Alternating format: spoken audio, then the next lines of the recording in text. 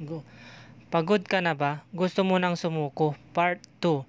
Siya si Lolo Roger Borja, 67 years old, nakatira sa Parañaque City. May 3 anak. Si Lolo ay tubong samar. Ayon sa kanya, naputulan siya ng kaliwang binti dahil sa isang aksidente. Namumorsyento siya ngayon sa pagtitinda ng balot. 120 piraso ng balot ang laman ng basket niya araw-araw at may chicharon pang nakasabit. Simula alas 2 ng hapon hanggang alas 8 ng gabi, umiikot siya para magtinda ng balot. Makikita nyo siya sa SMBF Parañaque at lumilipat ng alas 5 ng hapon papunta ng Las Piñas na naglalakad gamit ang ginawa niyang saklay. Imagine gaano kahirap ang ginagawa niya araw-araw.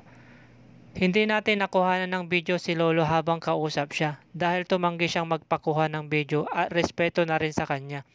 Kaya ikaw na nanonood ngayon, maswerte ka dahil marami kang blessings na dapat ipagpasalamat sa ating Panginoon. Kung sobra man yan, huwag kalimutang i-share sa mga taong nangangailangan katulad ni Lolo Roger. Hanggang sa muli, salamat sa panonood!